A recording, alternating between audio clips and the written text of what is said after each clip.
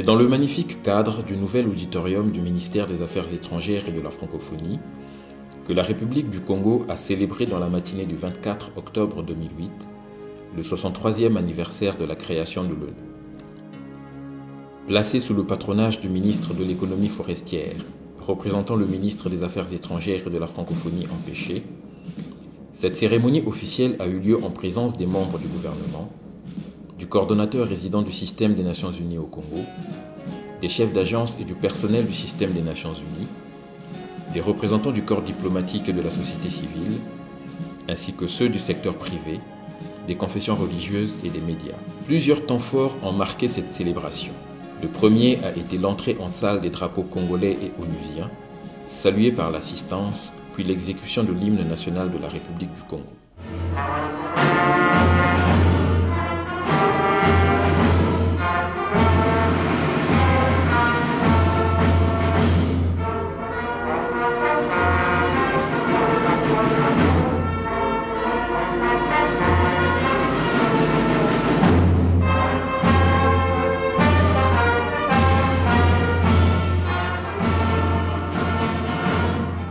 Le deuxième temps fort a été la présentation du plan cadre des Nations Unies pour l'aide au développement par M. Richard Dakamgachu, représentant de l'UNFPA au Congo, et par Mme Lydia Kassa, conseillère à la coordination du système des Nations Unies.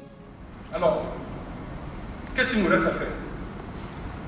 D'ici la fin décembre, nous allons décliner nos divers programmes, quand je dis divers programmes d'agence, en programme annuel à partir de 2009. C'est-à-dire qu'est-ce que nous ferons en 2009, qu'est-ce que nous ferons en 2010, jusqu'à 2013, à la fin du cycle, quand nous allons évaluer ce que nous avons fait ensemble. Donc, au cours de cette période, les partis prenantes nationales, avec nous, allons définir exactement les points d'ancrage, conformément à nos programmes respectifs, pour pouvoir répondre, atteindre les objectifs du DSRP. Quelque chose qui va changer aussi au cours du prochain programme. Des domaines de programmation conjointe obligatoires ont été définis. Donc ça signifie quoi? C'est que les Nations Unies savent qu'ils sont forts ensemble. L'époque est révolue où chacun de nous doit brandir son drapeau.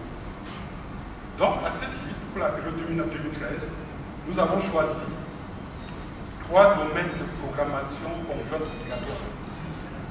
D'abord, tout ce qui relève du suivi des ONG. Ensuite, le domaine du VIH-Sida. Enfin, les initiatives dans le domaine de la santé qui participent à une autre initiative internationale. On nous demande aujourd'hui, aux partenaires du secteur santé, la Banque mondiale, ONU-SIDA, la Banque africaine de développement, l'UNICEF, le Fonds des Nations Unies pour la population et l'OMS, je finis l'OMS parce que l'OMS est le chef de file, d'harmoniser nos interventions pour éviter le double emploi, pour améliorer l'efficacité. Ainsi définir les grands domaines d'intervention, chaque agence va, au regard de ses avantages comparatifs et de son mandat, identifier quels seront les différents programmes qu'il pourra élaborer et mettre en œuvre dans le pays. Mais en plus de cela, 1 ou 2 ou 3 agences peuvent se mettre ensemble pour identifier des programmes conjoints qui vont être gérés par l'agence de coordination qui ici est représentée par le bureau du coordonnateur résident. Le troisième temps fort, enfin, a été l'intervention de M. Lamine Mané, coordonnateur résident du système des Nations Unies et représentant résident du PNUD au Congo. Ce dernier a remercié le gouvernement et tous les participants pour être venus célébrer avec la famille onusienne du Congo ce grand événement. Il a ensuite rendu public le message du secrétaire général de l'ONU. C'est une année cruciale dans la vie de notre organisation.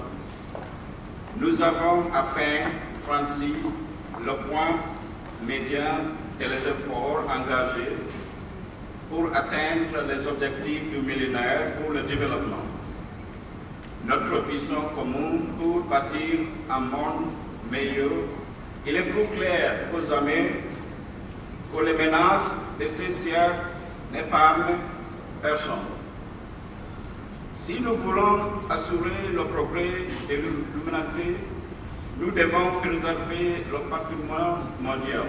La cérémonie officielle de célébration du 63e anniversaire de l'Organisation des Nations Unies en République du Congo s'est achevée par une photo de famille prise à l'esplanade du ministère des Affaires étrangères et de la francophonie.